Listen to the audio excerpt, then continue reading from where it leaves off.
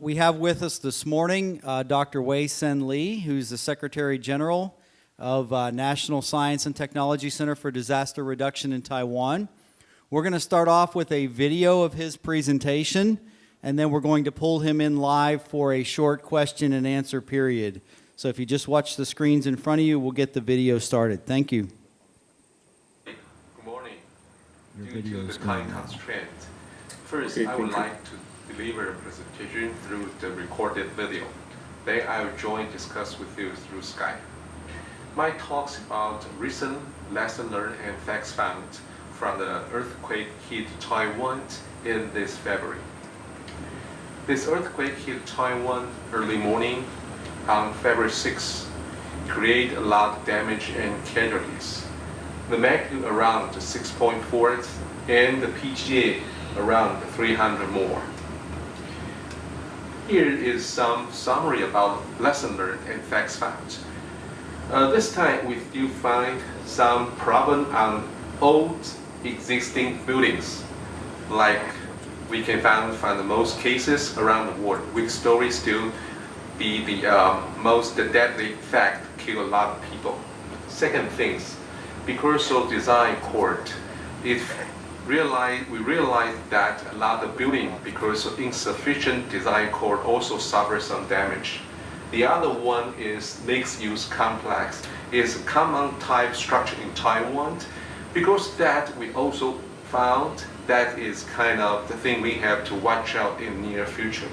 Other thing like, because this time over 100 people buried deep in debris of buildings. So how to have more modern technology to find those people trapped underneath is the big challenge. Another is because of the falling building on the street also cause damage to underground pipeline. It also creates some inconvenience to local residents. Other thing, business continuity to help quick recovery. This time in Taiwan, the earthquake also do damage to ICT industrial. Other thing, people worry too much about soil liquefaction. Last one is how to approve legal remodeling in some building also be a big issue. About summary of the casualty of the earthquake, this building killed 115 people. The total death toll is 117. And emergency operation.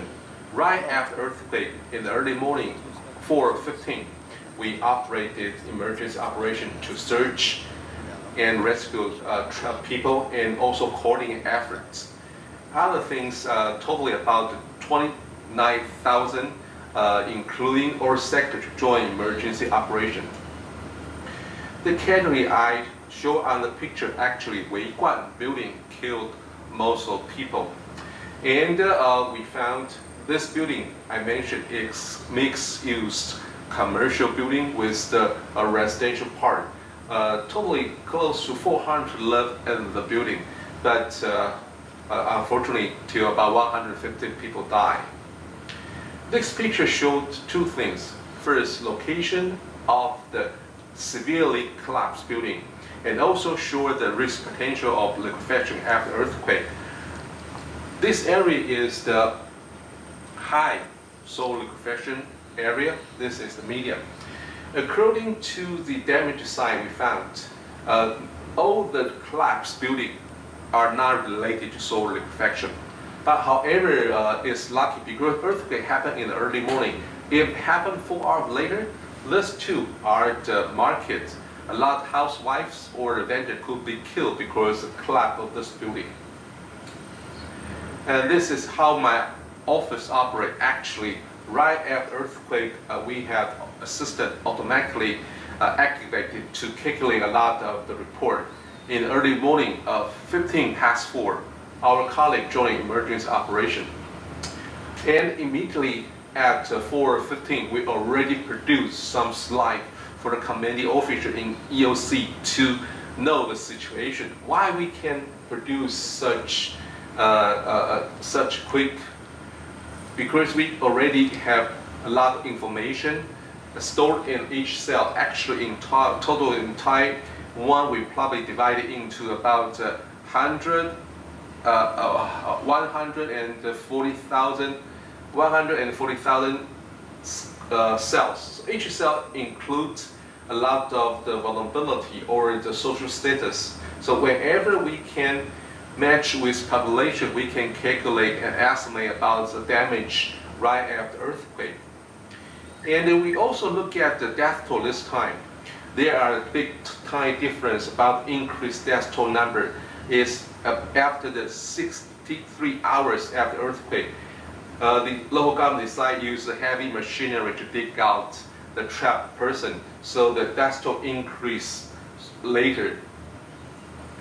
And about interrupted public service like power and water. This is the total number of households without power or water after the earthquake. But we can find that we can resume those services in about 2 days, within 2 days. Another thing very important is the telecommunication. According to the numbers, we also show within about 24 hours, most the service restored. Another big challenge is on the ICT industrial. This is a 1,000-size park. Actually, the distance to the epicenter only 36 kilos. And after the earthquake from the picture, it's not only had the direct impact to the assembly and production line, and also create a big impact to insurance sector. For example, to the insurance claim, we estimate totally money could reach 6.67 billion US dollars. But about annual insurance fee is about 5 billion US dollars, so it's a huge loss. I think it's ever highest loss in Taiwan to the insurance sector. Other impact, I think most impact about IC chip delivery and also some consuming electronic production. So this picture showed inside the factory some impact to the production line. But however, before the earthquake, we already initiated a series of projects trying to enhance resilience in the ICT factory. Part one, I think we should install some the on-site management to measure the ambient vibration, also collect the background of the earthquake characteristics in the Science Park district. Second one is capacity evaluation. We use the instruments, use model to evaluate the seismic capacity to each factory. Last one, we try to introduce some business communities concept to enhance the risk management part. So for the first one, on-site management, we already installed a series instrument in Hsinchu district, try to measure the ground motion, no matter it's ambient vibration or the strong ground motion. Second thing, we also have some the sensor installed in this building, try to measure the vibration of structure, no matter under the earthquake or ambient vibration. So last year we also measured the vibration during the typhoon, try to collect more characteristic of kind of the structure. Other thing is also try to evaluate, we also build some model to estimate is the fragility curve, and use the fragility curve we hope use this to combine with the early warning system to make some evaluation right after earthquake. Last thing is we try to introduce the BCP, business continuity plan, to those industrial. Of course, some industry already accept the ISO 22301 as their standard operation to lower damage from the earthquake or the other natural hazard. However, we encourage more business to accept the BCP.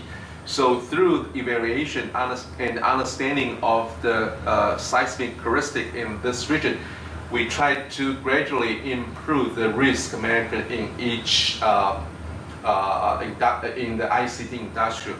This is some summary about the recent earthquake in Taiwan. I think besides we witness again about impact to the life and property loss, but this time impact to ICT is another big reminder to us. We should also pay attention to some impact to industrial. After disaster, how to revive the business production is also a very important issue in Taiwan.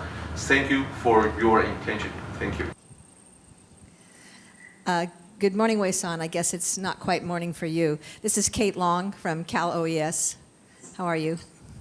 Okay, good morning. Actually, almost midnight in Taipei. That's right. I wanted to ask about retrofit codes and whether you believe that your recent experience will allow you to spur interest in retrofit codes to increase the strength of the building stock. Actually, in those affected area, especially in school, we found those schools with retrofit demonstrate very good performance during the earthquake. So I think and we believe good retrofit will reduce the impact from earthquake. So only 1 or 2 schools suffer severe damage, but they are in sequence to be retrofit in the coming future. So from our experience, we believe a retrofit will reduce impacts. Thank you for your presentation. I think I saw on one slide that you showed that both water and power were both almost entirely restored within 48 hours. So my first question is, did I see that correct? And second, would you consider that a success, or what were your goals for those restoration times? Of course, this time the affected area is not so huge. The most critical point actually is the one diameter, about 1 meter pipeline just beneath the collapsed building.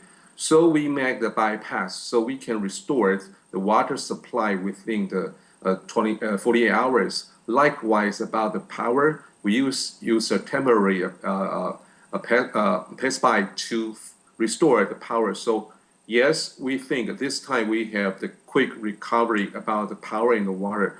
I mentioned because the affected area is limited compared to the Christchurch earthquake in 1999. Hi, my name is Eric Pierce from LA County Fire Department. And in your presentation, you mentioned the ISO 22301 business continuity standard. And I was curious, is that standard mandatory for all businesses?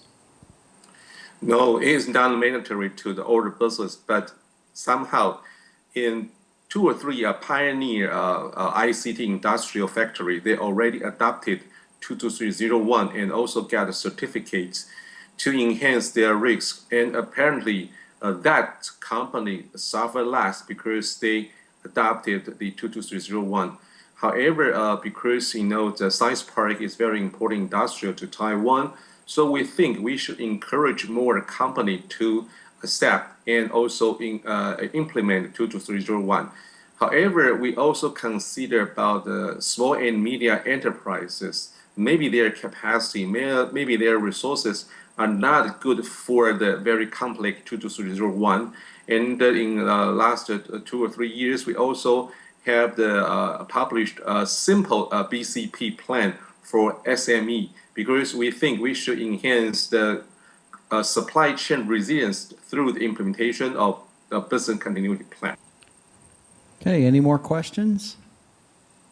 Hello. I wondered if you could give us the information on the ground motions and the building type, whether it was a concrete frame and how many stories. But do you know what the peak ground velocity was and the peak ground displacement? Right now, I don't have the number at hand. However, all the information are open to the public, especially if for some research study, you can download those information directly from the Central Weather Bureau. They provide all the information about the ground displacement. Actually, we had a strong ground motion network in this region. So we not just provide just one station. I think we can provide all field. So according to some preliminary study, it also found the shift after earthquake about the horizontal part. So if you want the more detailed data about the ground motion and the structure type, you may contact with me. I'm willing to provide the detailed information to you. Thank you. Okay, thank you very much, Dr. Lee. You have a great night, and thank you for your time. Thank you. Thank you all.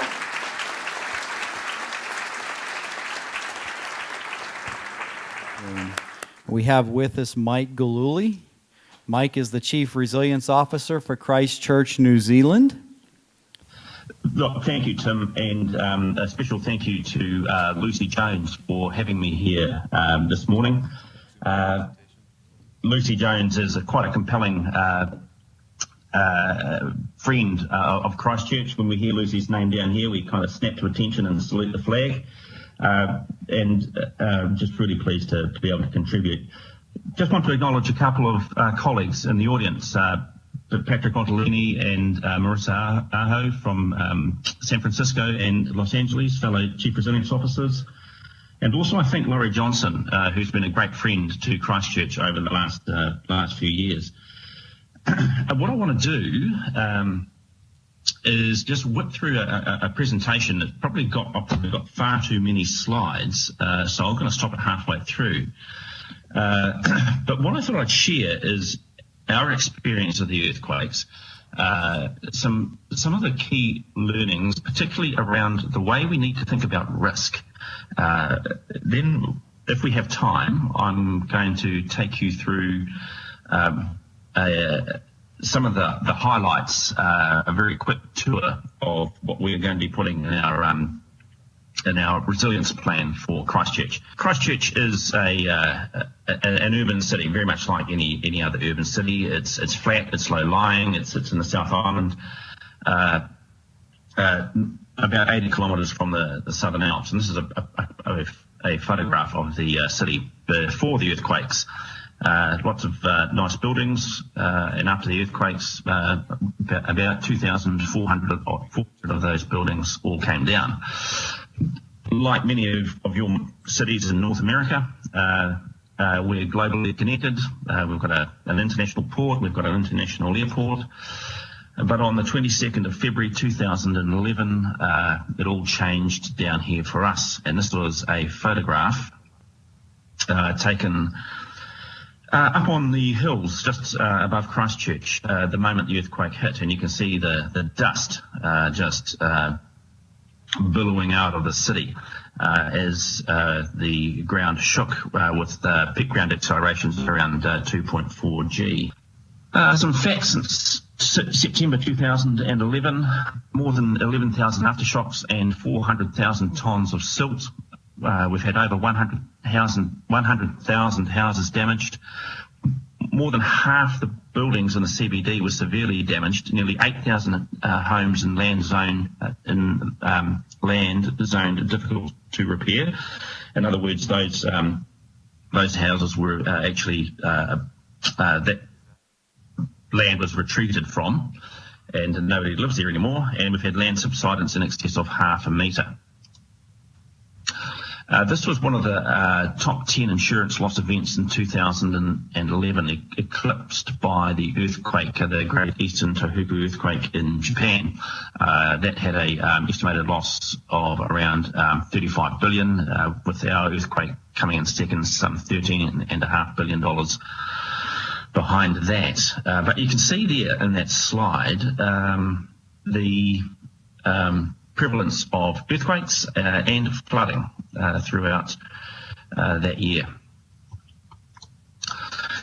One of the most revolting, harrowing experiences of the earthquakes for the city was the effect of liquefaction, and that is for those of us that have gone to university and done engineering and that sort of thing. Liquefaction is a process that you hear about, and as soon as you see it, you know exactly what it is.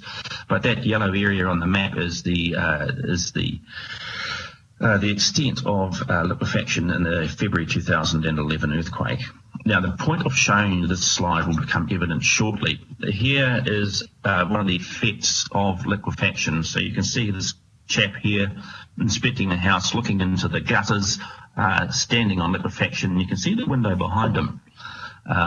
He's probably standing on about a good 1.5 meters of liquefied ground. And how about this? So houses built on cliffs, and underneath that cliff, at the bottom of that cliff in the boulder rollout zone, we have a school. After the earthquake, most of that hillside collapsing and falling on the school, and in fact fell on a number of houses underneath it. Now, the point of all this is we knew about liquefaction, we knew about mass movement, we knew about cliff collapse, and yet we really didn't do a lot about it. And what that tells us is we need to change the way we understand and communicate risk. And it's not just risk from a community or a neighbourhood or a residential perspective. Risk courses through the veins of everybody in business. Nobody probably understands risk more than business people. And our experience in Christchurch, particularly in the central business district, was that even though we weren't really understanding risk out there in the community and in the CBD, we found that our approach actually was really got in the way of business owners who were locked out of the CBD and couldn't access their stock, their material, their servers. And we really sort of probably held up for a little while the recovery of business by not understanding the importance of getting people into the CBD, even though there are risks associated with that. There are also risks associated, with not allowing people to have access to those things that allow them to continue to operate a business. So what I'm saying really is that business owners themselves probably didn't understand the risk around having all their material, all their stock, all their information, all their data in the CBD. We probably really didn't understand the importance of controlling and managing access during the event, during the response, for them to get in there and get their stuff out. Going on to the next slide. I talked earlier about the extent of liquefaction and land damage. So in this slide here, so that is the extent of land that was effectively retreated from and has been abandoned, but it was abandoned because it was too complex to repair whilst people were still living there, and they were offered from the government, they were given an offer to buy their land out at the most recent government valuation, and those, by and large, most people got out pretty quickly. That offer was made within, I think, about 3 or 4 months of the earthquake. So I think probably about April. I just wanted to talk a bit more about Christchurch and give you a bit of context. I mentioned earlier before that we're a city, low-lying, coastal, port, airport, but what we've also got is a fairly strong regional economy. And we had a number of tailwinds behind us in respect to our the earthquake events that happened here. In Christchurch, the earthquakes were devastating for the CBD, obviously, but by and large, our manufacturing and industrial sectors were largely unaffected by the earthquakes. They were sufficiently far away from the epicentre. But what this slide shows, might be a bit hard to see on the screen, is that the green line is the projected underlying growth rate of the economy, and the grey line is the actual estimated growth rate. And we're predicting a growth rate, that growth rate to actually drop, but we have in behind us a very sound regional economy based on agriculture and manufacturing, which is going to continue even though the impact of the rebuild diminishes.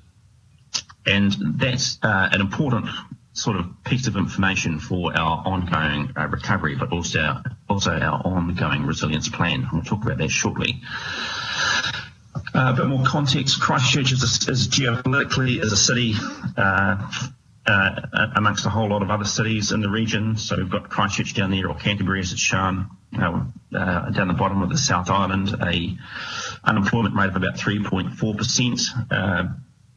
Pretty low. We're pretty lucky. But we sit there sort of about in the mid-range of population size for other cities in Australia and New Zealand. So that's just sort of a bit of context for you. Get rid of that slide. We've got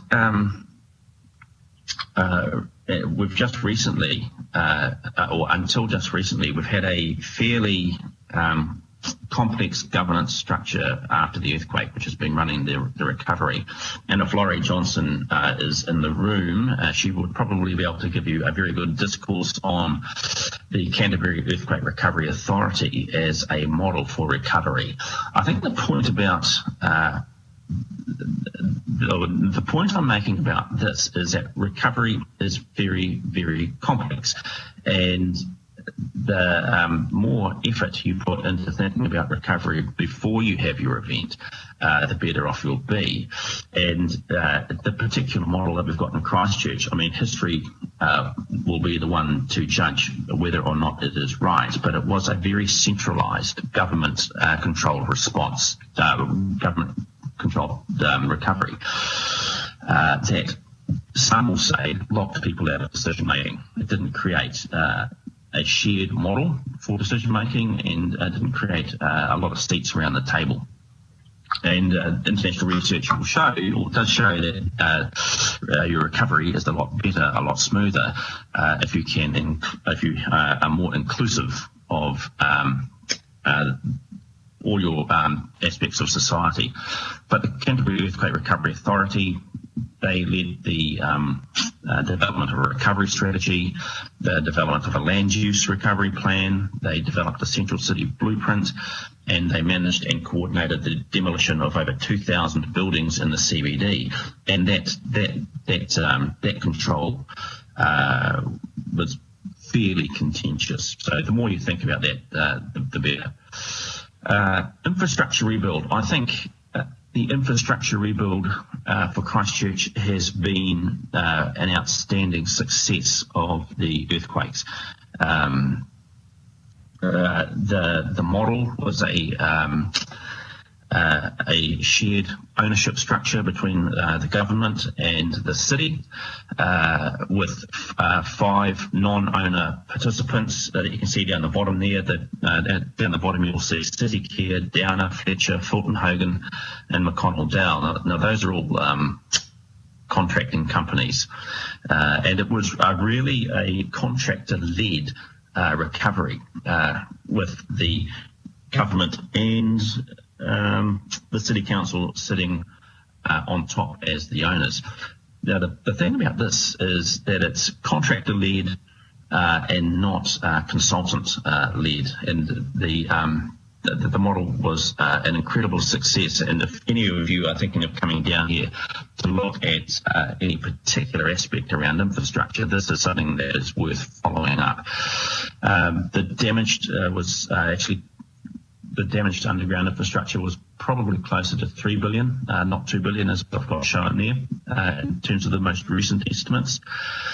And that program for horizontal infrastructure rebuild is due to finish, I think, in April next year. They haven't fixed everything, and what remains to be fixed will be coming over to the Christchurch City Council to continue.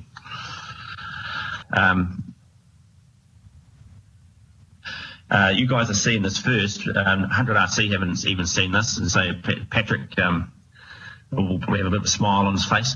So we've got 4 areas that we're focusing on in our resilience plan, and they're not actually that intuitively obvious for probably an outsider who thinks, gosh, a city like Christchurch will be really, really focusing on earthquakes.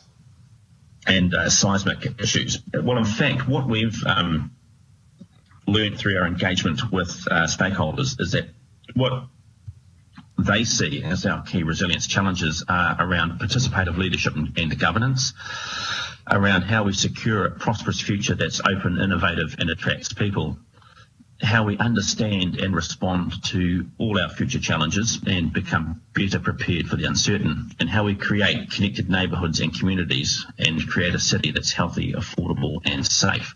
If I had to get a key message across to all of you at your conference, I think understanding risk and risk literacy is a key component for our communities before disaster strikes.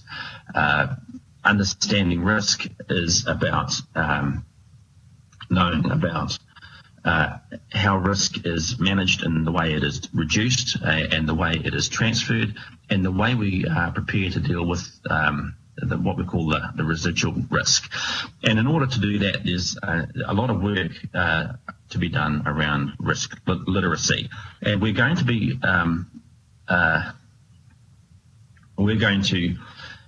having in our resilience plan actions around preparing for climate change through adaptation and mitigation, but we'll also be developing a Greater Christchurch risk reduction plan and a Greater Christchurch risk transfer plan, and we're going to be improving our risk awareness and preparedness. And through those actions, underneath those actions, we'll be running a number of projects that will actually to allow us to do that. So I think I've probably rambled on enough, Tim. Thank you, How am I sir. doing for time? Good. We're going to allow for 2 questions here, and we have some roaming mics in the audience. Is there still a net out-migration of population off the southern island? No. So what we've noticed is that for the last 32 months, there's been a net internal migration, increasing migration into the city as a result of the rebuild. So no. Immediately post-quake, there was a huge exodus, but the population has bounced back pretty quickly to its pre-quake levels, and with the migrant rebuild workforce, we've been actually increasing our population every month for the last 32 months. Okay, one more question. Hello, I wonder if you could say something about the earthquake-prone building ordinance that was introduced and what people are thinking about that, and also would it have caught the building that collapsed and killed most of the 185 casualties? Sure. So we had one building, the CTV building that collapsed, killed 115 people died in that one building. I think out of our 182 casualties, most of them died in that building. And there has been a commission of inquiry into why that happened, and a lot of that is around design and construction. And the processes, the city council, city government processes around permitting and auditing of the inspection of the building as it was going up. After the earthquakes, post-quake, we've had a number of aftershocks. Our most recent aftershock on Valentine's Day. The buildings stood up incredibly well and were within the new code for the new post-quake building code. So we know that we've through the building code have coming back with a much stronger, more resilient building stock than we had before. Okay. Thank you, sir. Let's thank our speaker. No worries. Thank you, Mike.